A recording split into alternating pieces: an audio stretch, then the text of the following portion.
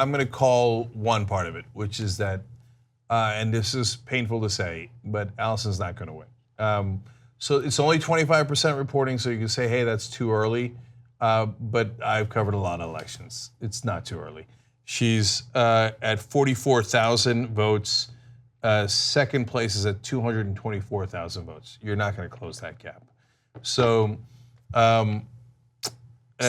Feinstein will move on, and right now it is too close to call between DeLeon, who's a Democrat, and James Bradley, who's a Republican, in terms of who is going to be in the general election, in the runoff. I'm still calling it. LA is still at 5%, and he's in LA and in San Francisco, he's whooping him with what's there so far. So you think DeLeon's going to beat Bradley? I think so. I mean, it has been fluctuating. I could be wrong, but based on what's in and what's not in, assuming there's not something where, sometimes there's weird things with the reporting, I think that the LA numbers are going to make it. That's good for difficult. Democrats, so. Yeah. So do I have any love for Kevin DeLeon? No.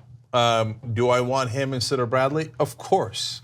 You want two Democrats instead of a Democrat and a Republican. So that's why we tell you to vote in primaries. If it turns out that you had Feinstein and a Republican, you'd have the lesser of two evils. Now you have two fairly standard politicians, if we're right about this, Feinstein and DeLeon.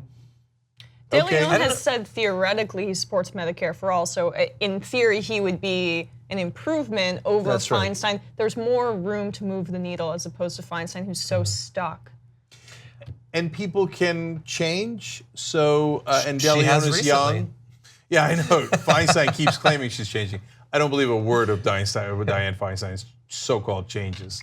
But DeLeon, based on their current positions, would I prefer him to Feinstein? Yeah. And that's what happens in a general election. You're down to two people, and then you got to pick between those two people. So I have made up my mind and didn't even think about it until this moment, because up until now, we were rooting for Alison Hartson, obviously. Now, let me come back to Alison and mention two things there. One is that Alison is now in third place among the Democrats. So Feinstein, DeLeon, and then Alison Hartson. So when she went in, she had started at nothing. No name recognition, no money. She didn't take any PAC money, so she didn't have a chance of raising huge amounts.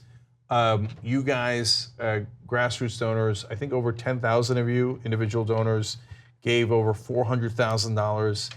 She got 2,000 volunteers. She ran an absolutely amazing campaign in the incredibly limited time that she had. She only had 7 months to put together that campaign and run it. And so she beat all the other Democrats other than the two politicians. It's something. And I'm not trying to say, hey, it was amazing and we almost won. No, look at the numbers, right? And she's at 2%. And there are still a bunch of Republicans ahead of her for now. LA and San Francisco are still outstanding as we're doing this live.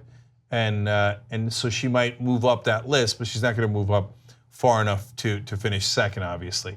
So, but I want to tell you about a very important misconception in politics. People will often shake their heads, and if you heard about Alison, you say, how could she lose to these standard corporate politicians or to Republicans in California? That doesn't make any sense. You're missing the most important thing. You heard about her, so you get that she's way better than them. And you're right. For California, putting aside my politics or your politics, her politics matches California better than any of the other candidates. I think I could fairly say that objectively. Now, look, at this point, the race is over, so it's not. I'm not trying to convince you to vote for her. It's already over. So, but the problem is that most people never got to hear about Alison Hartson. So that is the number one problem. And people keep going out, and if you're a person that's not deeply involved in politics, it's understandable. But the media also makes that same mistake, and it drives me crazy. That's their job. They're supposed to know better. So they say, well, I guess the voters wanted DeLeon or Bradley. No, the voters only heard about them because they spent millions of dollars in advertising.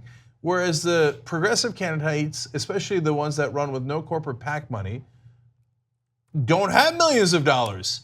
So it's not a fair contest. They never got to hear about whether it's Alison Hartson or other progressives that were in the race. And by the way, in this case, a lot of the Republicans had no money, or the other Republicans in the race. So they never had a shot. That is exactly what's wrong with money in politics.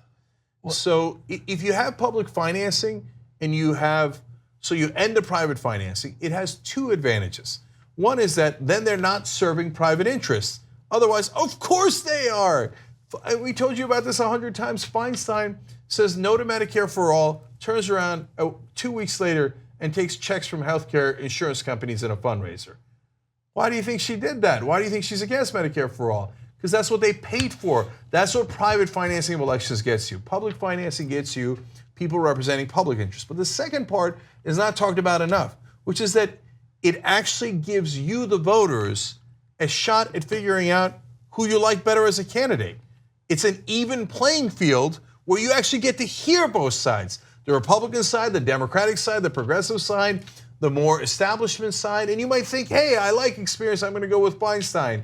Or she's done good things in her career. Or you might think, hey, I like the progressive, I like Alison Hartson. It at least gives you an opportunity to hear all the candidates and make an informed decision. Right now, what we have is some candidates with a giant megaphone, and all you ever hear about is them. And the other candidates you never, ever hear about. That is, it's not just unfair to the candidates, it's unfair to you guys, the voters, because you don't get your real choices. That's why we have got to get money out of politics, and we've got to end the private financing of elections. By the way, how can you do that? Well, that's the group Alison Hartson was the national director of, wolf-pac.com.